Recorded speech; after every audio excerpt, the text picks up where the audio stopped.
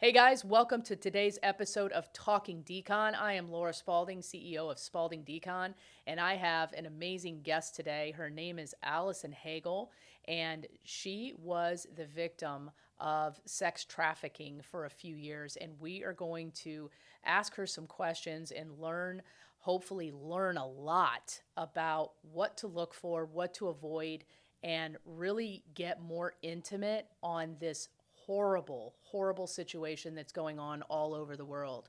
Allison, thank you so much for being here. Yeah, thank you for having me. No problem. So, you're 20 years old now.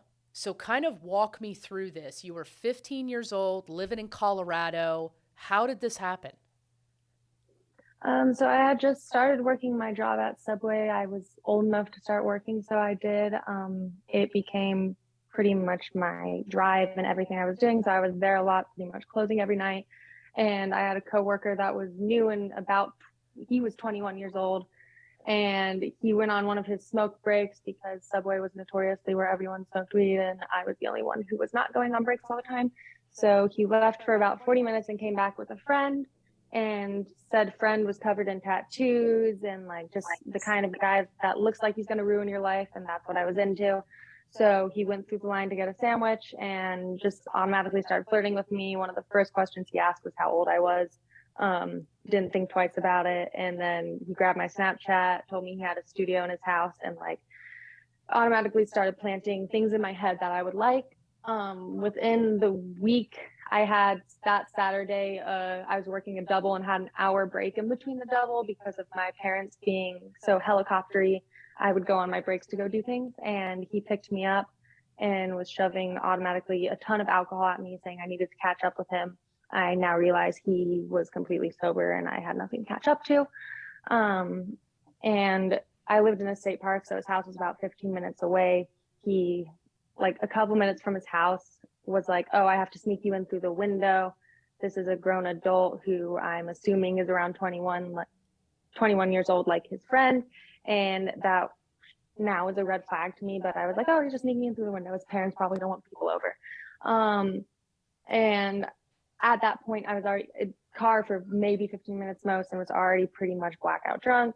We walked past the studio that he said we were going to be hanging in, and he was like, "Oh, let me go run in there real quick." And he came back with a shooter, and I was sitting down on the bed beside him, and I remember like going to take the shooter. I don't remember taking it, and then coming to with no clothing on, and completely surrounded by puke. And he was just nonchalant about it. I got dressed, and then he was like showing me all his Instagram followers and being like, "Oh, I could get you this," and like da da da, and just trying to seem cool to me still. And then he was like, "And by the way, I'm 28."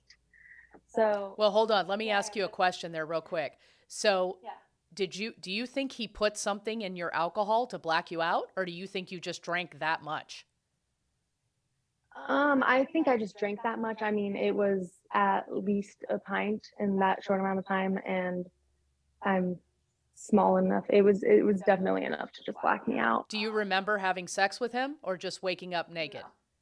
Okay. Waking up naked, I know that I was very sore and stuff, and that he like it was coming to like towards the end when he was finishing, and I was throwing up, and he was like, "Oh, that's hot," and I was like just disoriented, but didn't think much of it, and I was just like, "Okay, I gotta go get cleaned up for work." That was the only thought in my head. So he said that's hot as you're vomiting. Yeah. Wow, nice guy.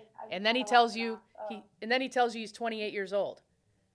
Yeah, and at that point I was like, "Can you take me back to work, please?" And he was already like holding back, like I was already pretty much late, and I was assisting managing, so it wasn't a big deal, but I still take pride in my job. I always have. So he brought me back to work. I had another 8 hours to go. I was like I remember walking in, and I looked at the cameras later, and I like was focusing on the tiles, trying to walk straight to go change into my uniform. How long were you gone, Allison? Hour, less than an hour. Less than an hour. Oh my gosh. Okay. So did your coworkers notice you were acting oddly? I mean, I told my coworker it was just one that I was drunk, and she fed me bread and just kept me in the back until I was sober enough to like function with customers. I was not heavily into drugs or like stuff like that yet using wise. So, I mean, it wasn't completely out of character, but it was still like, it wasn't a red flag to them, but it was definitely like, you shouldn't be this drunk at work. Okay. So then what happened? So progressively over the next couple weeks and months, he would start showing up at work and just like texting me saying to make him a certain sandwich. I'd be in the middle of a rush, so he'd start honking and blowing up. Now that I've shared my story, I've come to realize he did this to many other people in the town, but he got really possessive and just controlling. He started threatening me and saying, if you don't come hang out, like I'll tell your parents this and I have photos of this, or just getting really controlling. And for a 15-year-old, now I would never let someone say that. I'd be like, well, whatever, and block them. But Allison, were you under the impression that you guys were dating at that point? Like, what was your communication? Or did you just think it was a one-night stand or what? that's what I was seeing it as. And I mean, there were a couple more times after that that we hooked up, and it was more like I'd tell him like, I want to hang out, I don't want to do anything, and it would always come to something. And it just got more aggressive and controlling, and he would always talk as of a relationship like, once you're 17, it's legal for us to be together, and like we're gonna be in love, and like just fantasizing over it. And he'd make it sound like how people do when they're grooming you, like building this wonderful dream of a relationship. But he was old, and I felt disgusting, though I didn't say it. And one of the girls in my school had come to me and been like, stay away from him, like don't. And I started to see like I wasn't the only girl he was this way with. And eventually a detective called my work and was like, do you know this person? And I was like, I have no idea who that is. Because he made it very clear to me from the start that if the cops ever call asking about him, that he will pay for all my court fees, he will pay for commissary, he doesn't care what he has to pay for, I just need to keep my mouth shut. So that's a red flag, right? Looking back on it? Oh, yeah. Yeah. Looking back on it, yeah. Did you ever ask any questions or see any other clues that he might be doing this with other people? They told me, but I mean, a lot of these girls were very dramatic. The one that did bring it to the detectives had just turned 18, and she has not been seen since then. I know she moved away because she was the one he was the most obsessed with in the beginning.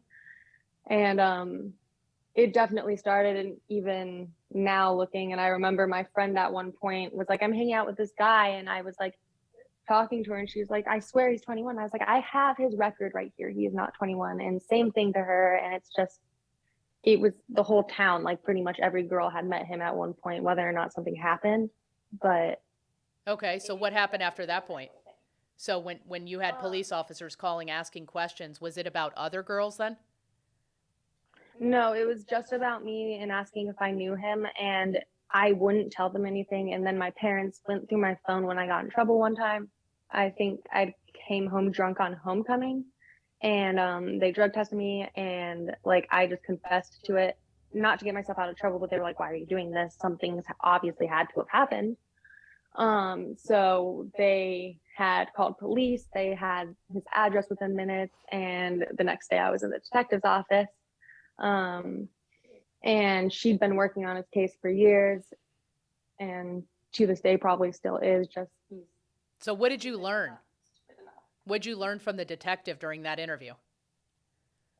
I didn't learn anything. I remember feeling really just put down because they'd be like, do you remember saying no? Do you remember saying no? And I was like, no, I was completely drunk and blacked out. And they just got to a point where they were like, the only thing we could maybe get him with is giving alcohol to a minor, because of the fact that Colorado has the Romeo-Juliet law, which is stupid, and it wouldn't have even applied in that situation. But I basically just learned that it was common. Like, she'd been on him for years, and you could tell she was just really like defeated.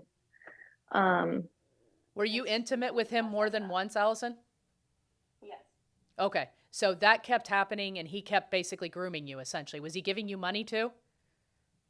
Not money at first, but he was giving me drugs. And at that point in my life, drugs were the easiest way to get to me. What kind of drugs? Xanax, cocaine, and alcohol. Okay. So he was giving them to you for free, I'm guessing, right? The Xanax and the alcohol, the cocaine is actually how he started trafficking me.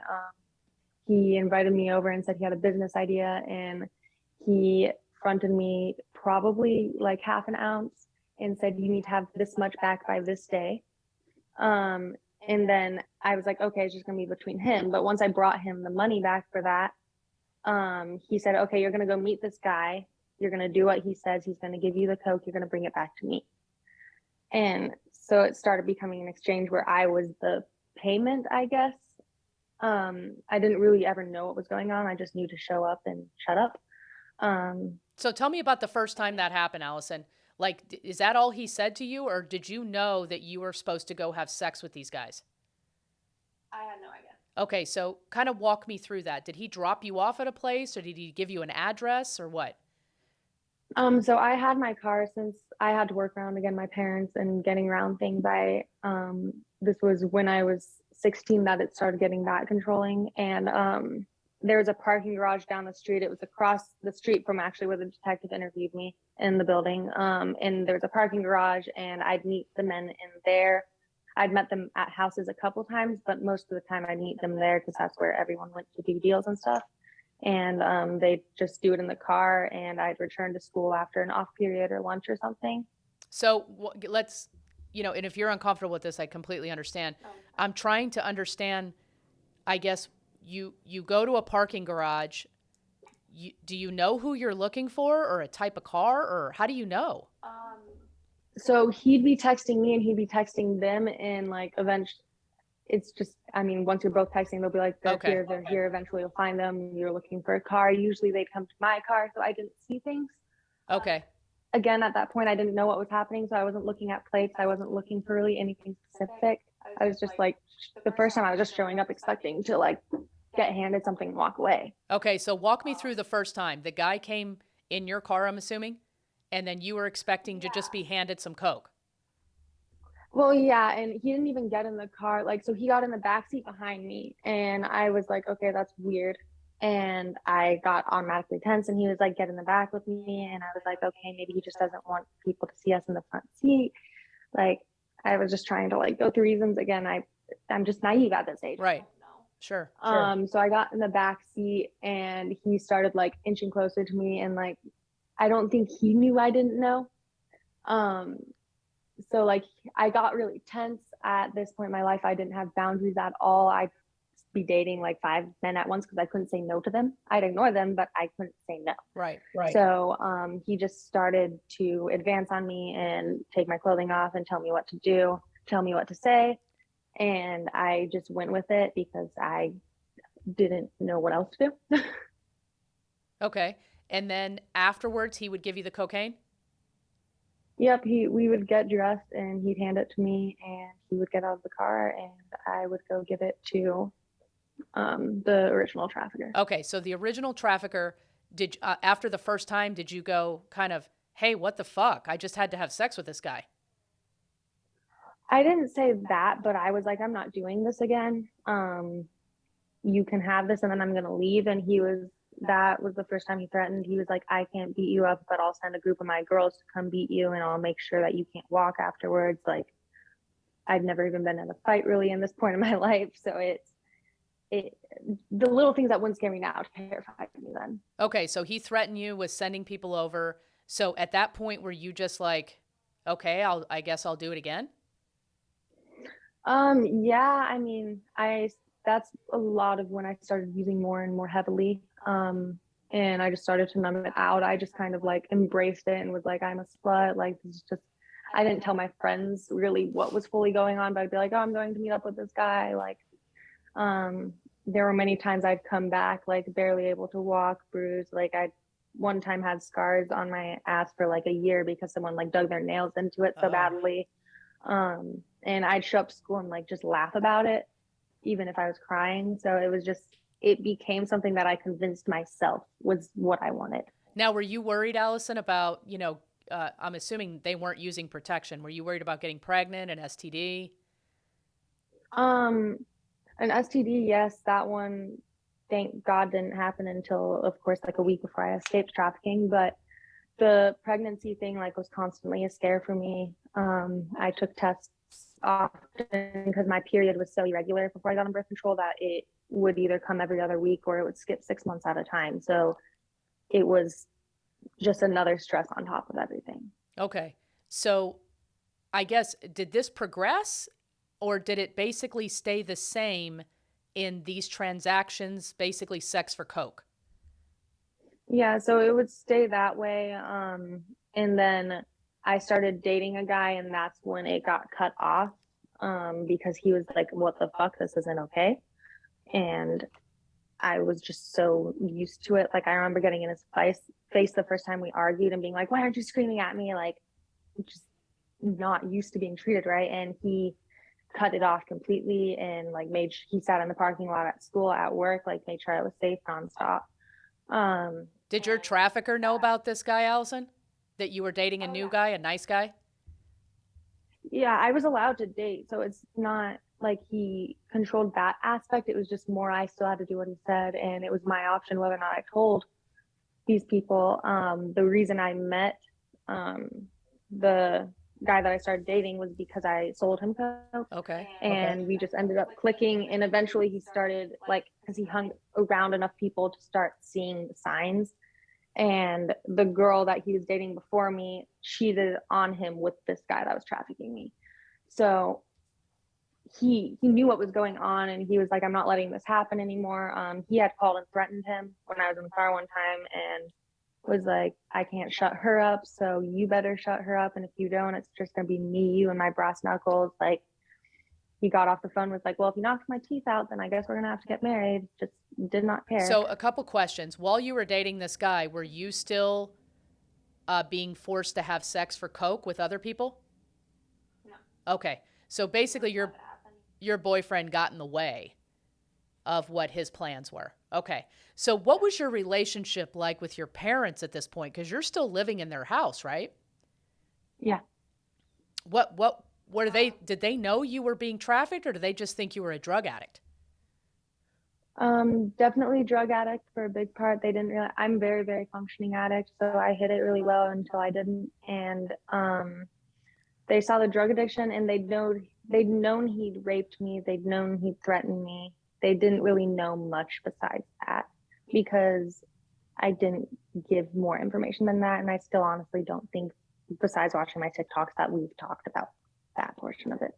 I hated them. I think in December before he passed away, I remember like telling them, I was like, I don't like I hate everything you guys stand for. I fucking hate you. Like, I love you because you're my parents, but you're nothing to me. Why did you feel that way, Allison?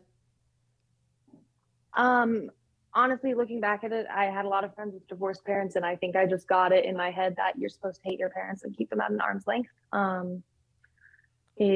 I didn't have a particular reason. I was just an angsty, spiteful teenager. And I mean, I was going through a lot and felt like they were trying to control me, which I mean, yes, in a sense they were, but they were also trying to keep me safe, I now realize. But in my head, it was the teenage, I know what I'm doing, screw you. Okay. Do you have any siblings, Allison? Okay, so you're the only child, and your parents, I'm assuming, are married. They're not divorced, right? Okay. All right. So fast forward, you get the call from the trafficker that he's moved to Arizona and he's inviting you there. So what do you do at that point? I just told him no, and that was pretty much that until I started seeing somewhere that I was now in Arizona. So he must have told someone that something had to have been said, because I just told him no, and that was that. And it was left at that. Okay. Did you eventually move to Arizona? Yes. So after graduation, which was in May of 2019, my parents had called. I finished rehab, and I finished my junior, senior year were the same because I graduated early. I finished that in rehab, and they called me like my 4th week in rehab, and it was a 6-week program. They were like, we're moving to Arizona. And it's my aunt and uncle own real estate and property out here and are really successful. So it just offered them a new life with new jobs and me getting out of the lifestyle I was in. So I didn't have much of a choice. So when your parents had the idea to move to Arizona, it's almost coincidental, isn't it, that the trafficker's there too? They probably had no idea, though, did they? No, they thought he was in Colorado when we moved here. They never until recently didn't realize he's living here. He moved to Arizona after I had found out I was moving to Arizona. I don't know how. He was just visiting when he asked me to come, but he just coincidentally ended up here at the same time, which I'm never going to be able to look at as a coincidence. Okay. So you guys just ironically were in the same city in Arizona too? No, Oh, he still lives about 45 minutes to at least an hour and a half away, depending on traffic. okay. All right. So you move in, what year was that you moved to Arizona? 2019. 2019. Okay. So walk me through kind of your thoughts and feelings on moving to Arizona in 2019. Were you thinking, hey, this might be a fresh start? Or were you like, I don't want to do this, but I have to because my parents are making me? That was the majority of it. I mean, I honestly didn't care as much as I should have. I mean, I did care, but I just had lost the love of my life. I was grieving unhealthily. I didn't want to get sober. I moved here having no friends. I transferred Starbucks locations and just kind of went to a work where everyone was mean to me and ended up going back to meth and heroin for about 3 months while I was here. And my parents found out like 2 weeks before my 18th birthday. You don't have medical rights here until you're 18. In Colorado, you have them when you're 13. Had no idea about that.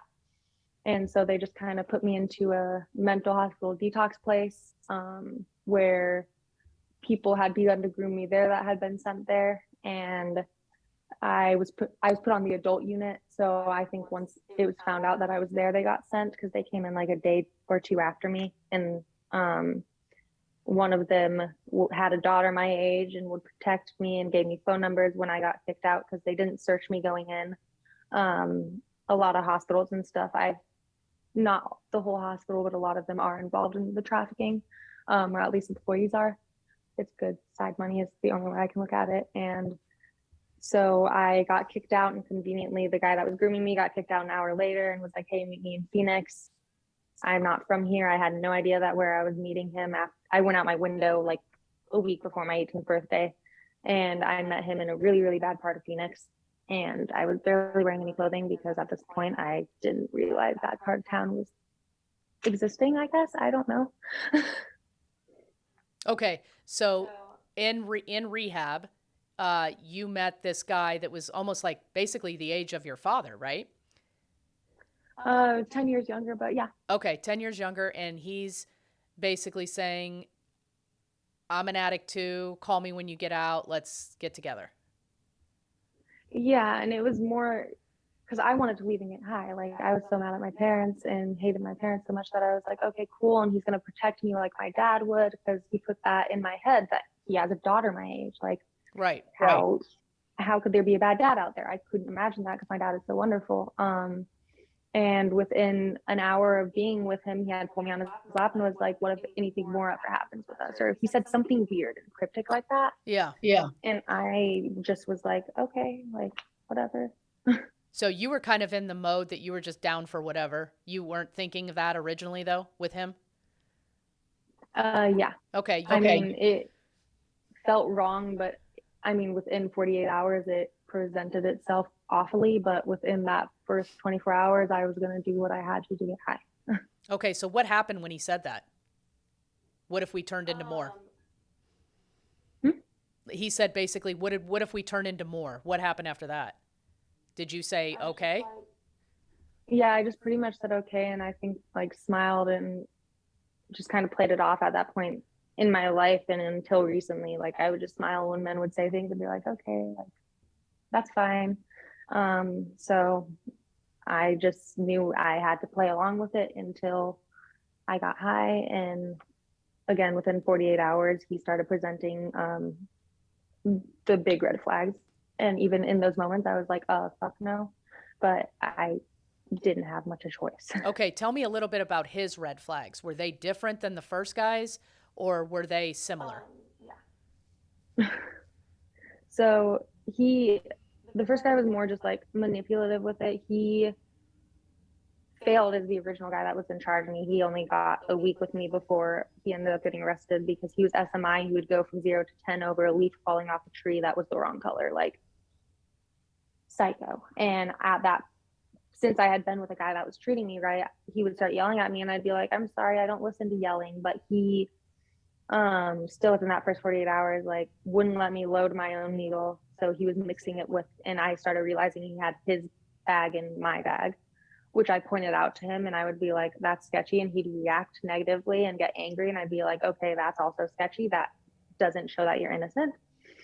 And then when I'd refuse to do it because I either didn't feel comfortable with the fact that he loaded it, and he's a grown man twice my size, and he would grab my hand and force it, and it wouldn't register and it wouldn't burn. And what I was told I was doing at that point was meth. And if you don't register in the vein and you inject meth, it's going to burn. And I remember the first time he did that, within less than 30 seconds, I was completely delusional. Okay. So initially you mentioned that you were kind of doing Xanax and Coke. When did the meth and heroin come into play? When I met the guy that I started dating. So he had moved to Colorado to get sober, and I had done it once or twice before then, but not really gotten into it. I'd never done it heavily, and then I met him and he was doing it, and I wanted to be cool. I thought I had done it before and put it down, and I got really heavily hooked on it. Okay. So more meth than heroin, or about the same? More heroin than meth. And then when I moved to Arizona, I got clean off opiates for about a year and a half and was more meth than heroin. Okay. So how do things progress with this older guy at that point? It gets really blurry at that point, but I mean, like I said, they would force the drugs on me and I'd get delusional, and I would point out to them, I remember the first time that it happened, like everything started spinning, and I was sitting next to the couch next to some old guy that he had met, and he was like whispering in my ear, and he was like, you look like someone that needs to be trafficked. You look like someone that needs it. Then he was in the other ear yelling at me because someone had asked me for news on my phone. And I remember standing up, not even thinking about my stuff, and bolting out the door. Like, I did not care at that moment. I was like, I'm in danger. I need to get out. And they were walking around. I remember there was construction in the building next, and I hid in that building and watched them walk around and whistle and look for me. And I finally went back to them because I was like, you're just freaking out. And they were like, that never happened. Like, you stood up when no one was talking. So that's when the gaslighting started to happen. And it was a group of people doing it. So that original guy only lasted a week. Like I said, he was very 1 to 10. He had me on a Greyhound towards Mexico on my 18th birthday. And it's blurry how we got there. He just somehow got me there, told me we were going to Texas with his family, which I didn't want to do anyways. You were with the Arizona trafficker that you met in rehab for about a week, right? Or more than that? Yeah. Okay. No more than a week. Okay, no more than a week. What happened after you left him? How did that happen? So the cops came because he was dragging me by my hair, and they were like, do you want him to go to jail? And I was like, he needs a psychiatric hospital. And they were like, the only way he's going to get there is through jail. And I was like, okay, sure, take him. Right before they came, he asked for his phone, which was my phone that he bought with my iPhone he sold to get me to stop talking to my parents. And so I shattered it in front of his feet because at that point I was already in reactive abuse. I was like losing my mind. It was not my character at all. And I was stuck in Tombstone, Arizona, which is right on the border of Mexico pretty much, and 10-ish hours away from where my parents were. And I didn't want to call them. So I walked around hoping I would figure something out. Okay. And by the end of the night, I was walking down a road, literally probably leading into the middle of wilderness. And some lady, I was sobbing at this point. I didn't know what to do. I was walking down a random road. It was dark out. And the whole day had been really just weird because just weird. And this lady picked me up. She had like a 14-year-old daughter in the backseat, and she was like, who are you going to contact? And I still didn't want to contact my parents. And she asked enough to get my mom's phone number out of me.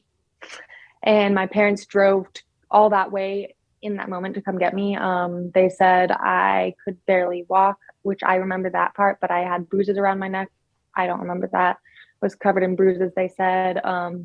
And I, the next morning, got mad at them for trying to keep me there and stormed right back out. Okay, so let me ask you, Allison, why did you not want to call your parents? Did you just not want to go home because you didn't think they were safe, or what was the reason behind that? At that point, I was still thinking I must have been like, I knew I was imagining it, but I still just wanted to get high. I still just hated my parents. At that point, it was still just, I mean, it had only been a week since I hated them so much, and I didn't want to be with them. So I was like, okay, I met other people while I was out there, stupidly, and was like, I'll go hang out with them then. Okay. And they obviously were involved too if they were hanging around in the first place. Okay. So then what happened after that? The guy, I met him the first night that I was with the guy that was in the mental hospital, and he, very narcissistic, very charming, very manipulative, and did the narcissist start taking on the personality of my now dead ex, because obviously I was still grieving him and I was talking about him, and he was remembering all my favorite drinks and like just being so lovey, wanted to know everything about me, and was this great loving guy. And within 2 or 3 weeks, he'd still been like here and there being a shitty person, but not enough to make me be like, oh, he's not worth it. And I'd still gotten scared and walked off a couple times, but I'd always come back and be like, I'm just imagining it because that's what they're telling me. Now tell me, how did you meet this guy, this third person? I met him through the guy that had just gotten arrested. Okay. Okay. So they were friends? They had met each other once. So the thing that I started to realize is a lot of the time, like in the ring, there's tons of people involved. It got to a point where I didn't trust anyone anywhere. At Walmart, an employee probably could have been like, they had so many people in the ring, and it's sadly that way all over the country that I couldn't move states without people knowing how to get a hold of me. And so there were just a lot of people, but this is the one, someone had to be like in charge of me in order to keep me in. And within probably 3 weeks most, I don't even want to say a month, I remember we were in the back of a car. I had started writing everything down at that point and throwing it away to get my thoughts at least out. And he grabbed my notebook and was like, will you marry me? And I was like, really? And he was like, yeah. And I was like, oh, of course, that's so great. Like, I never thought I'd find love again. And that's when he started getting really abusive and really controlling, and the love bombing stopped. How did it start, Allison? Like, did he start hitting you first, or did he start raping you? Like, how did he progress into the trafficking? So the trafficking was happening the whole time. Like I said, all of this is like, I remember bits and pieces, but most of it, like I said, they'd hit me with the drugs. I'd get really delirious. And in this time where I have memories of being delirious, when for a short time, we were with my parents towards the end, which we'll get to, but they said I was asleep the whole time, and I have memories of being awake. So it's just, they had me drugged out the whole time. And I remember I'd come to certain times, I'd be like, where did all these bruises come from? And that's when he'd start getting aggressive, or he'd be like, you're crazy, you're tripping. And that's the gaslighting severely. It tore every piece out of me that I knew. I started getting to a point where I couldn't finish sentences. I was so far gone. And so the reactive abuse would happen. And I've always been really good at getting under people's skin. He might be a narcissist, but at one point he had emotions. And so I'd bring his daughter into things, because he even said it himself. He's glad she isn't in his life. But I, at one point, was like, I'm so glad she'll never have to meet a man like you. And that's when the physical abuse started. And the rape had started from him before that. But like I said, it was obvious I was being used constantly by other people. Okay, so who was he selling you to? His other friends, or was he getting something other than money for selling you? I honestly don't know transactional wise. The few times that I had heard, because I was mostly drugged, I pocketed drugs the first time that I did that. they were talking like about Viagra and Benadryl and selling them for $400 a piece. So like, and they had said right before that, why isn't she acting like how she normally acts? And I looked at him and I was like, yeah, why am I not acting how I normally act? Which caused issues. But I didn't know because they had me so far gone. So when the rape and the transactions were occurring, I usually was not coherent. Can you tell me, Allison, where these events took place? Were they like at somebody's house? Were they at hotels? Like, where was he taking you? Hotels, at houses. When that part happened, I was in a house and apparently I'd been there before. And I remember I walked in, it was obvious I'd been there before, like how they were acting, but I don't remember it. And it didn't go well when I said that. So it was houses, the casino. I'm kicked out of every casino in Arizona. I'm not old enough to be there because I knew that if I started freaking out, I'd get kicked out because I'm not old enough.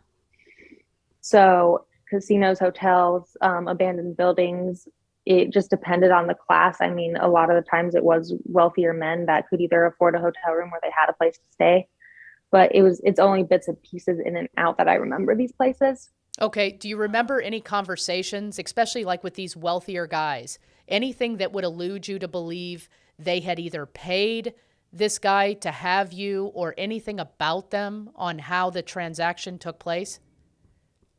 Not from them because I don't remember conversing with any of them, but I in the end, like the night before I escaped, I was handed proof of it all happening because I am a very like I need evidence to believe what's going on in my head at that point in time. And so I had all these ideas, but at that point I didn't have solid proof. Because they had me knocked out for a reason. I wouldn't have anything in a court of law. But he would say things and they're like, I owed so and so money, and then I'd bring it up again and he'd be like, I have no idea what you're talking about. And just very subtle things, but again, until the end I didn't have much proof of anything.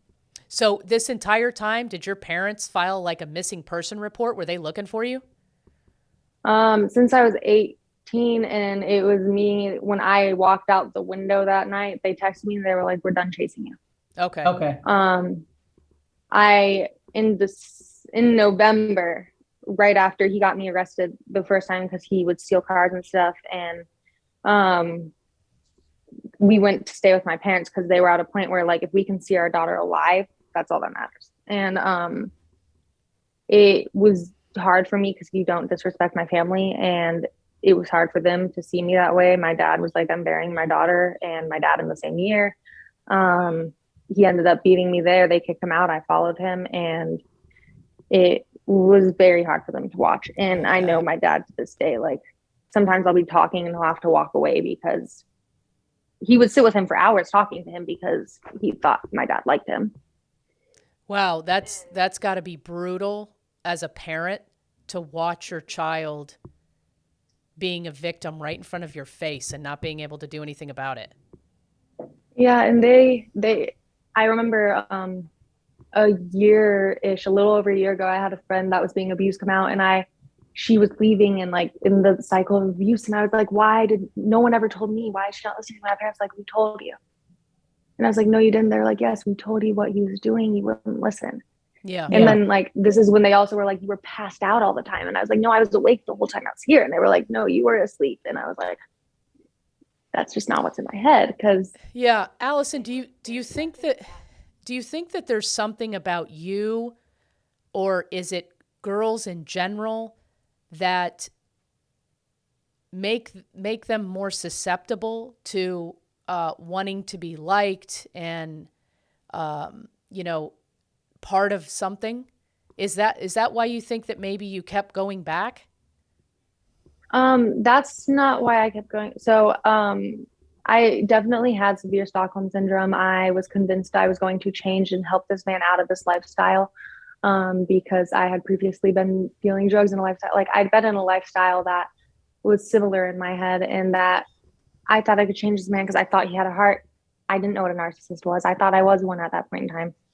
I didn't know what gaslighting was. I didn't know what any of these things were. So I thought I could change him. I thought I was in love with him. I thought I was going to marry him and spend the rest of my life with him. And so I'd walk away, but I got to a point where I was like, I don't care what you're doing to me, just tell me so we can fix it.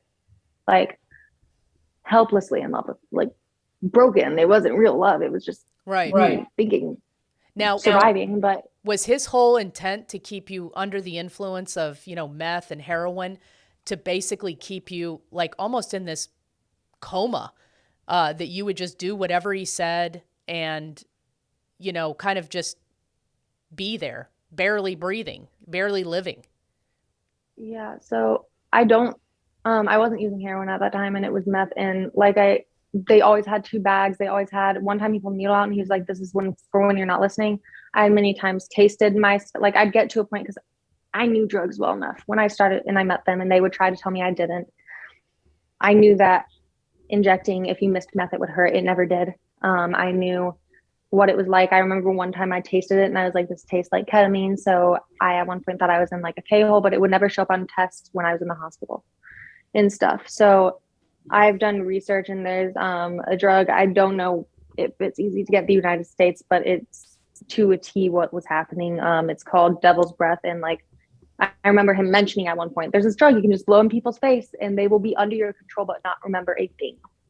Oh, wow. So it's a powder? They are fully functioning, but they will do anything that you say and not remember a thing. So that's the closest thing I've found similar. And I remember him mentioning it a couple times, being like, I don't remember the conversation, but I remember him saying like, oh, this drug, like that does this and this and this. But why would he be talking about that? So how does Devil's Breath work? Is it something that's like a pill, or how do you It's take it? usually a powder. I had heard about it like when I was younger, in I think maybe a movie or something, but basically like you can just blow it in people's faces and they'll never know. Like you can walk by them and it's dust in the air for all they know. Like it's Holy cow. very potent. Yeah, I had to stop researching at a point about a year after I escaped. I realized that I was going to drive myself crazy if I wanted every detail. But it definitely, when I finally found this drug, like just through someone sending a TikTok to me, I was like, oh my God, that's like exactly what was happening. Okay. Because until that point, all I knew is that it was called sleepy dope and that it didn't show up in drug tests. So That's amazing. Okay. So there was an incident with your IUD too. Can you tell me about that?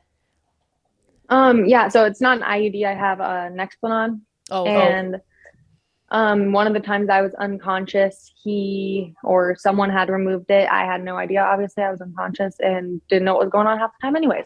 Couldn't finish a sentence. And I was at a casino and I was in a room, and I don't know where he was, but I remember that I was about to call 911, like was on the phone, and he asked me about it, but I didn't because I knew better. But it was there. And then the guy across from me, there's another girl named Allie there, and he was like, here's the difference between you two. He was like, she's willingly a hoe, and he was like, and you're just used as a hoe. And I remember like in that moment in time looking back and forth, and she was like, oh, let's go outside, sweetheart, like to talk. And she was like putting ideas in my head. She's like, if you go rip that car mirror off of that truck over there, then there will be a key in it and you can escape. And so I did that, and then firefighters showed up and res police showed up, and I went with the firefighters, not an EMT, to a hospital. The police came, and they were just treating me like, when they told me to stand up off the gurney, they like told me to do it with like my butt up, like sexually. And I was like, no. And I remember getting defensive. I was going in because of I should have been in cardiac arrest according to them. And they wouldn't let me take off my own clothing. They were pulling it off of me and holding me down. I wouldn't tell them my name. I was telling them I'd never had sex before because they were just being so derogative. And again, there were firefighters, police, and the hospital staff now. And to my knowledge, like it was either a wing or the floor, but there was no one else on that floor besides us or in that area. And it wasn't just a room. And I remember they started to hold me down, and like I'd already gone pee in a cup, and they were like, we need a catheter. And I looked at the lady that was holding me down on this shoulder, and I was like, do I need to remember that? And she was like, oh no, sweetheart. And I was like, what does that mean? And like just excruciating pain. Every time I tried to sit up to see what they were doing, they'd push me back down. And I remember like just freaking out. They didn't sexually assault me, but like I was like, why does that hurt so bad? They were like, there's gonna be what looks like blood down there. We promise you it's just iodine, and iodine eventually turns clear. It was blood. And It was blood from the catheter? yeah. And I was in the room and there were a ton of things like hospitals label things that said for abortion, and like I remember taking videos of it all because I had a Wi-Fi phone at this point that they had given me, and I was like, I can finally prove to them that I'm not crazy. And I was like pocketing all the pills they were giving me because they said I had low potassium and that I was going to die if I didn't get potassium. But I was going to major in chemistry, and what they were giving me was not potassium. They forgot I could read. And so I told them, I was like, I'm leaving, get me out of here. I handed my trafficker, the main guy in charge of me at that point, my phone, was like, look at this. Like, I'm not crazy. And I was like, they held me down. It hurt. Like, that was painful. And he completely deleted it all and threw my phone out the window. Why do you think he did that? Because I had proof. Proof of what? I'm almost 100% positive it was an abortion that was given to me. I discovered while I was in the hospital that my birth control was gone.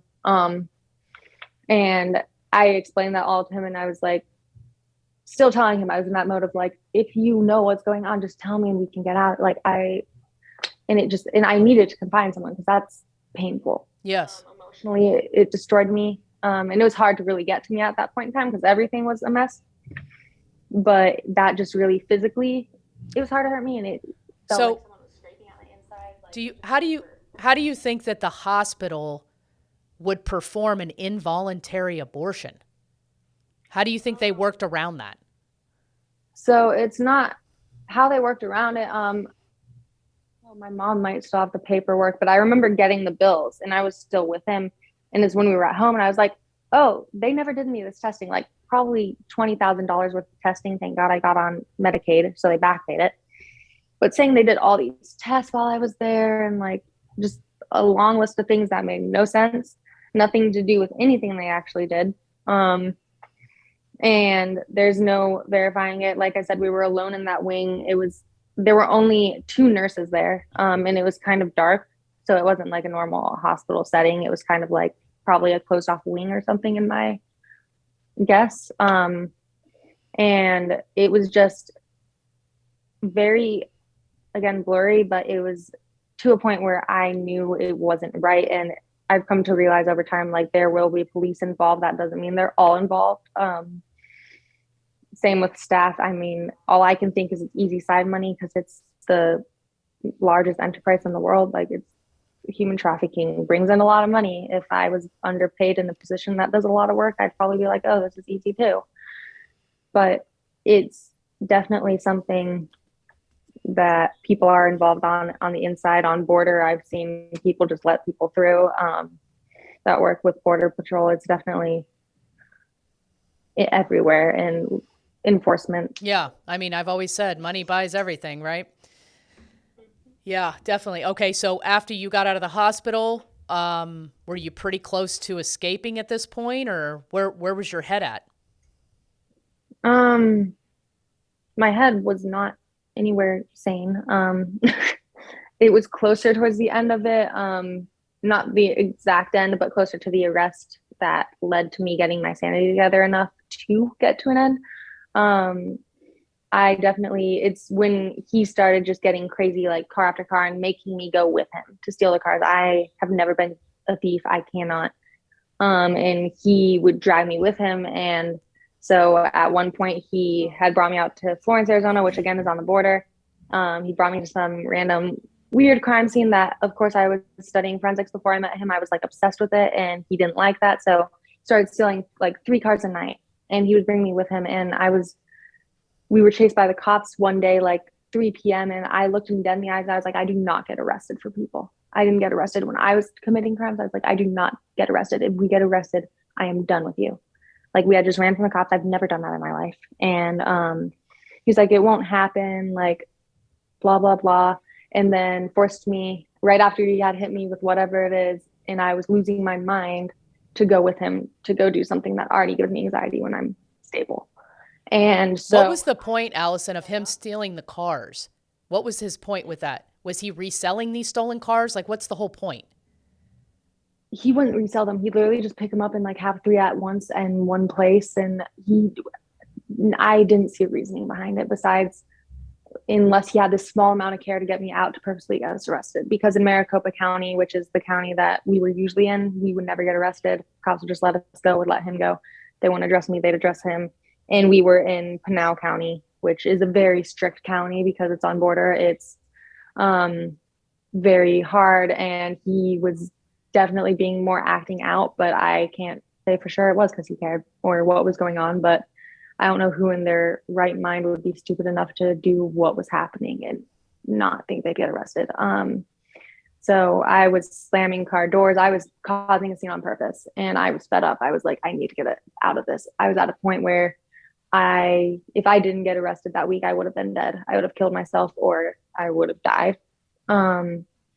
And I was just fed up. So I didn't care if I was slamming. I didn't care if I got arrested. That's the thing that changed me. And he, the next morning, had a stolen car in a garage of a place we were sleeping in that was going to be rented out. The people came home that were renting it out conveniently that morning, told us to get out. And then we walked for about like an hour away. And he was like, I need to go back and get my tool bag.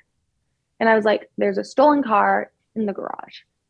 Why? And he was like, I need it. It's your fault. We don't have like, and I was like, okay, whatever. I just followed him, like rolling my eyes. And I remember the second we stepped foot in the neighborhood, we were surrounded by police, and I looked at him and I was like, now what? And I wouldn't tell them anything. I refused to even say my name. I was like, I have the right to remain silent. That is all I would say. They asked me how much I weighed. I was like 120 pounds, and they laughed at me, and they were like, sweetheart, no. They, after a while, were like, are you afraid of him? Is he beating you? And I was like, no, just don't give me bourbon. I got drunk and fell. I already had the whole story. And I was like, looked the cop dead in the eyes and like got pretty close to him, stood toe to toe with him. And I was like, I live in fear. And then I wouldn't talk after that until I had like just a random purple car drive by. And I was like, that's the sign to tell them I did everything. So I took blame enough to get myself arrested. I mean, they obviously knew his involvement. They're not stupid. And I spent 3.5, almost 4 months in jail. And in that time, the girls there were like, why do you have a bruise? What's going on? What's his name? I'd never been to jail. I had no idea what was going on. He got beat very severely many times. You did? And he did. They protected me. I mean, I came in 90 pounds, black eye, just a shell of a person. Like, yeah, but you were in the women's jail and he was in the men's jail, right? Jails aren't separate. So prisons are separated. In jail, there's different pods, but men and women are in the same jail. We could pass notes back and forth. They would never let me pass a note back and forth to him, and I could never understand why. When I got out, I realized he'd been beat into a coma for 3 days at one point. He had his nose broken, beaten until he released his bowels because of like just the things that I would just say because I thought I was talking to friends or someone, because they were all my mom's age. I was like, I'm just talking to someone about what I went through, not realizing that's something you get severely hurt for. Yeah. Do you think then that the other women that you were telling your story to in jail were basically talking to the males on that side, and that's why they beat him? Oh, that's 100% why. They purposely would, and they would never, I'd be like, can you please find him? And I knew they could, but they wouldn't let me talk to him. There's no justice like jail justice, right? Oh yeah, I learned. And I remember at one point he was in the pod across from us, and I'm blind. Like, I didn't have my glasses. They took my contacts a long time ago, so I'm in jail blind. And I remember them being like, he got a note to you, the one note I ever got from him there. And I was like, okay. And they were like, he wants to window bang with you, which is basically like guards will flash a light at you if they see you doing it. But like, I couldn't see. And I remember at that point, maximum security was in with us, or medium was in with us because they were painting or something. I don't know. And this girl, like my mom's age again, she went by outlaw, covered in tattoos, saw him and saw me. And she like got in my face. She's like, baby girl, what the fuck are you doing? You're with him. He's old. And I was like, he's not that old. It's only 10 years. Like, still defending him, even though at that point, like, I'd been in jail for months because of him. I had been coming to my senses that I wasn't crazy and that these things were happening. Now, Allison, were you going through any type of like detox at this point? I mean, this is 4 or 5 months with no drugs. So with meth, honestly, the only detox you really do is eat a lot and sleep a lot. The first week I was there, I pretty much slept. They would get me up to eat and I'd get mad at them, and they'd wake me up they always ate a spread at night, which is just like ramen and a ton of food in it. And they'd force me to wake up and eat, and I'd get so mad, and they'd force me to get up and shower once a day. And I'd be like, why? Like, I just want to sleep. Okay. That's most I've ever weighed in my life, but it definitely, I was very unhealthy. So my body was done. I mean, the sleep was needed. It was needed. Okay. So what happened after you got out of jail? It was right before Easter. I remember my parents being like, is this real? Because they had just driven an hour and a half to come get me from Florence jail. And they were like, just talking to me. And I got my dad one of his old phones to use as a Wi-Fi phone. It was the first time I'd been home with them and like stable and sober for the first time in a long time. And we had a good Easter. And exactly a week after the day I got released, I was talking to one of the guys again that was involved with it, that I'd met through these people that couldn't have been involved because he had a daughter my age and he would never. And he was like, oh, I'll just come pick you up because I wanted to get out. I wanted to go, like, just go for a drive, which is what he said would happen. And he said that we would just drink. He wouldn't use around me. And at 9 p.m. that night when I was supposed to go home, my parents messaged. They were like, we told you this would happen. And I was like, they won't let me come home. I later found out there were no plates on that vehicle when he came to pick me up because my parents have cameras. And they, at this point, I was only there for a month, but they weren't bothering to drug me. Any drugs I did were on my own accord, but they didn't bother to hide anything from me. I had men coming in and out. I did a lot of it, so I could drug myself out of it. But I got a severe infection about halfway through the month, and they were like, it's just an ingrown hair. It's just an ingrown hair. I was like, I checked sex ed. This is not an ingrown hair. They would not let me go to the doctor. At the same time, I'd apparently been to the doctor I don't remember when or why, but my mom was calling saying, like, they say you have a UTI. I'd had plenty in my life. I was like, I've had plenty, it'll go away. Not realizing I wasn't peeing at all. And a camera guy, like, he came to install cameras in an Airbnb that we were staying at. There was one man and then like 3 or 4 older women that were also involved in trafficking. And I felt safer there because of that. I didn't realize they were involved until the end. And he slipped me his phone number and he was like, if you need anything and it's urgent, text the address and popcorn. And he said, once I escaped, that he thought I was someone's daughter until he realized what was going on and why they were installing the cameras, and that I wasn't a daughter, and it was just because one of them had offered me to him. Ah, okay. That's how he knew. So he saved you. Yeah. Yeah. And so I was in a hotel like 2 days later. I had a Wi-Fi phone. It was my dad's old phone. I managed to keep it that long because I wasn't being drugged like I said. So I was stable enough to keep it. And we were in this hotel, and it had been a new guy. Someone always had to be around me to make sure I was there. This guy had joined the trafficking because he lost his baby mama and his baby to it. So he joined to be an insider, to be someone that saw people like me that had potential to get out. And he brought me photos and videos and the stuff that I needed to fully believe what was going on. And he made it very clear, you cannot do anything, because my first reaction was stand up and be like, I need to go kill someone. Like, oh, they're doing this to other girls. Like, and he was like, you can't do that. He was like, and then he started going back to the act of the trafficker. And the next morning, one of the girls from the house had showed up, and she was like, so I heard you're saying that people raped you, huh? And I was like, why does that matter if they did? And she's like, you willingly did that. Like, you're going to ruin someone's life. We're going to send you to Mexico. We're going to kill you. Not sure which one yet, but first you're going to go apologize to him. And I was like, okay, I'm going to go to the bathroom real quick and take a bath because I'm really hurting from my infection. I brought the phone in with me, and I texted the guy. I was like, hey, thank you for that popcorn yesterday. It saved my life. Sent him my address, deleted the text. And they were like, are you coming out soon? And I was like, oh yeah, sure. And I came out, they grabbed the phone from me. He texted saying like, thank you for your Uber Eats order or whatever. And then guy woke up that had been the insider. And he realized something wrong was going on. And I was like, I went through your phone to show them like what had been going on. And I don't remember what I was showing them. He's like, you went through my phone, get out.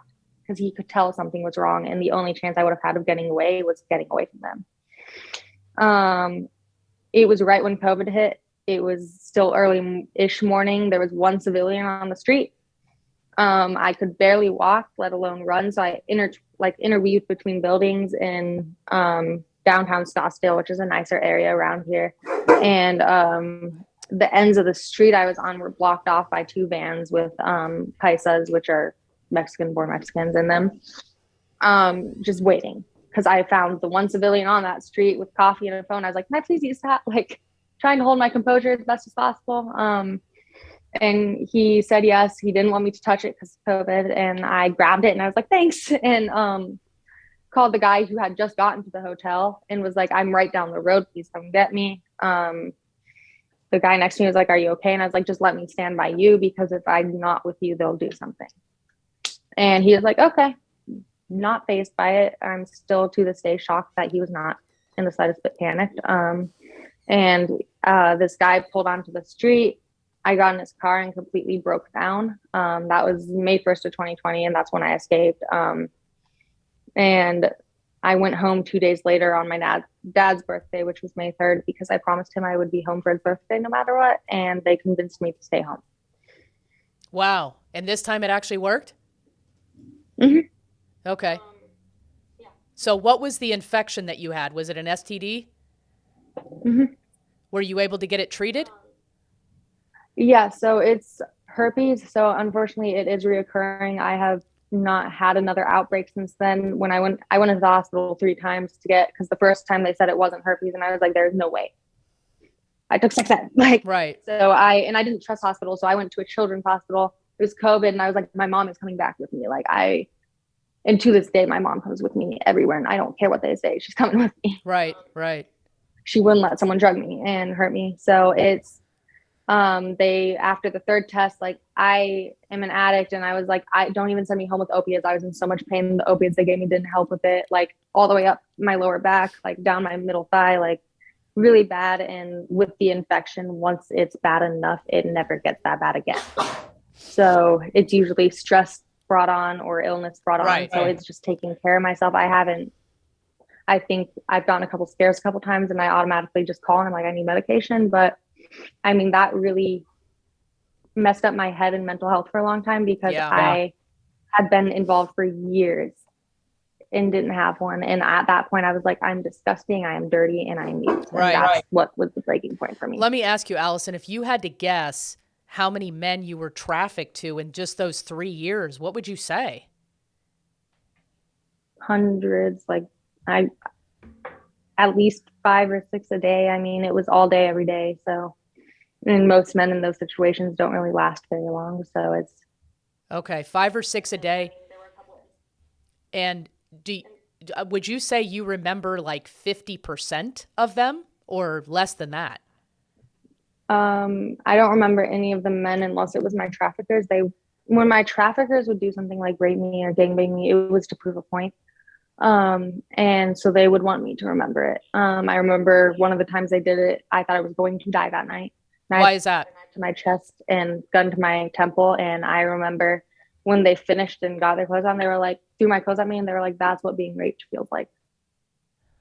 And like, so it's always to prove a point, so I don't really remember the customers. And it's usually just knowing, even before I got into it, my dad educated me, raising me on Epstein and all that stuff. It's usually something they want to keep hidden, because it's not someone that's a no one.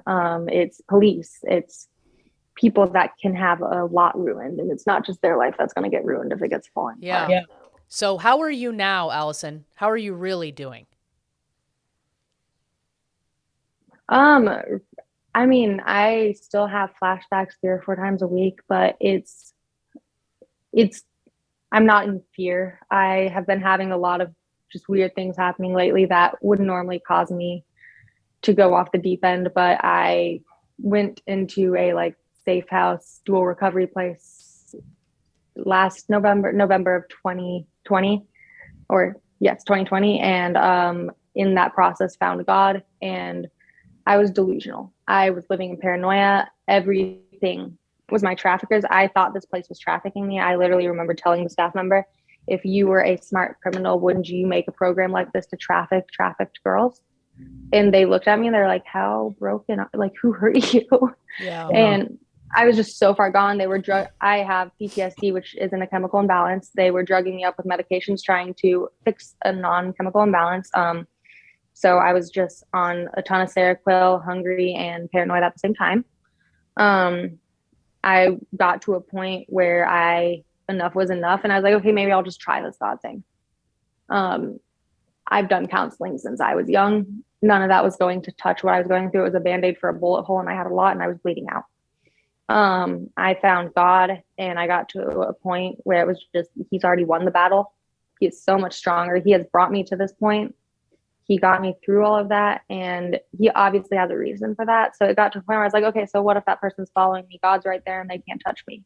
And so even now when things do happen, like I'll get a little like fluttery if I think someone's following me, but then I'm like, God, and it's on. And I have a flashback, and the hardest part is working on my family and those around me that care, because I suppress it in public, but those around me that care, like at first they were like, we've gone through trauma too, and very hard for them to understand like that I don't need to go into a mental hospital. It's just like I literally in that moment are drawn back into something sometimes that I don't remember that is severely painful. And right. Yeah. it's heartbreaking for my dad, because sometimes like he'll raise his voice like at my mom or something, it'll trigger me and I'll start screaming, don't hurt me, don't, because I'm seeing my traffickers. Right. So it's hard, but I mean, my parents and I are best friends now, and it's definitely something. They're pretty much the only people I talk to. I have a couple like acquaintances. So I have a question for you, and the answer seems pretty obvious, but I want to ask you kind of, how do you feel about men today? And are you able to trust men? And do you think you'll ever have a normal relationship with a man? I mean, men more so than women. I have trouble trusting anyone, but men definitely are hard for me to be around. I am very, very standoffish. I am what people think is hard to get, in a bad bitch, and they all come after me. I either get the really, really goody goodies, like pastor sons that are completely normal, or I get ex-cons who just got out of prison and are 10 years older than me. And I'm very clear about boundaries. I have very set things that I want. I just recently was talking to a guy, and I do, because of him, see that there is hope in a relationship. I did tell him to get out of my life because he was selfish and disrespectful, even though he was normal. And it definitely, it's hard. I went from being someone who had sex nonstop since they lost their virginity to someone who, if my grandma touches my back the wrong way, I freak out. So I'm very, very standoffish to a lot of guys. If I do go on a date, it's hard because these guys are used to girls that don't have set boundaries at my age. And I nonstop get guys that are like, you're just like being stupid, like you're lying, I know you have sex. Like I get harsh things, and it doesn't affect me, but it makes me mad. I don't care if a 6'10", like super tall guy that is 10 times my size is disrespecting a woman in public. I will stand toe to toe with him, because beating me doesn't really scare me. So I mean, over the past 6 months, I've come to the conclusion I will be in a relationship eventually, if that's what God wants. I think he will bring someone to me that can get through my hard shell, because I am a sweet, kind person. It's just I have this shell. Like this last guy I was talking to, for the first 8 months, I was like, fuck you. I don't know why you're being nice to me. I don't know why you think we'll ever have a relationship. I don't know why you even try. Like, you're worthless to me. I was mean. And he put up with it to a point until eventually I was like, okay, I think I like you. Like, yeah. Do you think that maybe if you got into a relationship with a guy, that you would basically abstain from any sexual contact for a long period of time, so that you actually got to know the person and make sure that he was, you know, a nice person, and that what you were looking for? yes, for sure. And I mean, it just doesn't mean anything to me now. I don't physically get attracted to anyone. I don't, might be TMI, but like my body shuts down. I don't get wet. I have tried having sex since then. My body shuts down, dry. It's not a pleasurable experience for anyone. And it's just not worth it to me. And I tell people all the time who are like, it just proves to me their character and their interests. If they can't wait, then I don't want them in my life. That's exactly what I was getting at. You can use that kind of as a tool to see what their level of interest and respect is. Oh yeah. And even a guy recently, like he's the person that I tried doing this with, and like multiple times throughout, like I shut down. I went into a flashback. I couldn't say no, but I was basically like churning around and being like, stop. And he like kept going. It got to a point where like it was bloody. And afterwards, like he asked, well, why I want to hang out again. That was great. And I was like, that was awful. No. And like he still messages me every day. It's like, hi, like I miss you. You're so sweet. But only time he wants to hang out with me is, can we have sex? Exactly. Yeah. Yeah. What does that tell you, right? Yeah.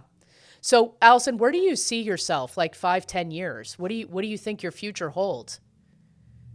I honestly don't think that far ahead, but I just want to help people. I, since a young age, have, like I said, I wanted to go into forensics because I've been in the crime life so young. I understood it from a different perspective. And that was ripped from me, and that I believe was part of God's plan. And just even now with my TikTok, being able to spread awareness to something that is a subject a lot of people won't talk about, even if they do survive it, it's where someone does survive it, let alone talk about it. I have always had a big mouth, and I made it very clear to them, I have my voice and you can't take that from me. I have an extremely empathetic and big heart. I'm not about to sit here and know what I know and not tell people, knowing damn well that it's everywhere and nobody's doing anything. It's just, I can't not do that. So, I mean, like I said, I would love to be a victim advocate, or just, I don't care what it is. If I'm helping people, I don't even care if I get paid, as long as I have somewhere to stay and I'm happy there. Like, if I can help people not have to go through even something I went through. So let me ask you, Allison, if you had advice for families of, young preteens or teenage girls, what would you tell them to kind of avoid this situation? In the simplest terms, educate yourself. I mean, it's definitely if it might not be you, have them have a trusted adult that tracks them. As much as I hate, my teenage me hates saying this, there are apps that track and alert you if there's a predator, because unfortunately they're in your homes now with cell phones. They are on social media. They use that. Just definitely bring awareness to that. And I've started classes for parents and teachers and stuff, just because there's so much that just knowing would stop, because you'll be aware of it. Whereas social media was just coming into my generation, and all these things that, yeah, people get kidnapped, but we don't realize that human trafficking is in our schools and parents selling their children, and that if our child becomes friends with that kid, that their parent could sell them too. Yeah. It's just so under our noses and avoided. And if people don't talk about it, it's going to continue being that way. When do we ever see it on the news? I mean, unless it's something, it's usually a Black man, and it's usually not, it's all day, every day. It's $150 billion industry, and that's more than Tesla and Apple combined, like, and people don't know about it. Yeah. Can you tell us more about your education stuff and social media and, kind of what you're doing and how people can find more out about it? Yeah, so with my TikTok, that's how this all started. It's Allie Insane, and I share my story on there. I answer any question, no matter how stupid you may think it is. I don't know how often I hear, this might be a dumb question, please don't get offended. No question is a dumb question. Right. To me, this is common sense. To me, this is something I know like the back of my hand, but I'm happy people don't know about it. And the questions, you guys are portrayed in the movie that it's a kidnapping held with a ton of other girls in a random cabin in the middle of nowhere. Like, that's a part of trafficking. And I'm sure there's a ring somewhere that's like that, but it's everywhere. And just, I do a lot of education and question answering on my TikTok, sharing my story in a lighthearted way. I want it to be approachable. I make it very clear to people that my page is a safe place, and I don't care if they're defending me or if they're being rude to me. Like, my page is not a place to argue with people. I just want it to be a place where people can come no matter what they believe in, no matter what they think, and just be educated on simply facts. And I try my best to always back check, even if I know something in my heart is true because of what I went through. I always go to try and find evidence with it or statistics on it. I recently had put up a website, and on this website, I have all my merchandise, which is just simple stuff, again, to draw on people's attention and then ask more about human trafficking. And I have tons of options for that. And then the classes were really just put on my heart for anyone middle through high school, so 12 to 18. It's free, 18-year-olds as long as you're in high school, but it's going to be completely free education, about a 3-hour class. I'm going to start on April 1st signups for them, and just being able to tell you my story, what I was like when I was these kids' age. Middle and high school will be separate, and what they can do to keep safe, what they can do to still have freedom as a teenager. Like, Wow, yeah, that's amazing. So if somebody's interested in that class, how do they find it? So the website is www.trafficawarenessAllisonHeagle.com, and then it's in the link of all my social bio. Awesome. We'll definitely share that with everyone to get the word out. How else can people kind of reach out to you if they have questions? I know you mentioned TikTok. Any other social? Yeah, so Instagram, if it's like personal, you can DM me. On my website, I've definitely left a lot of spaces for you to contact me. Depending on what it is, I have a lot of options. I try to answer as quick as I can. It's a lot sometimes, but it's easier that way because it's shown. And whereas TikTok, it's thousands of comments, and I had to stop myself right when I blew up from reading every comment. Yeah. So I try my best, but it's just an easier and more secure way to get to me. I have also classes for parents and teachers and administration, just because it's definitely something everyone needs to know about. And I'm, for students also, just that I'm going to have them prove to me that I have an email that I can contact an adult and be like, hey, your child's about to learn about this. Like, look out for them. Even if it's not their kid, like a school counselor, I just need to know somebody that is an adult knows that they're learning it. Yeah. Allison, I think it's amazing what you're doing.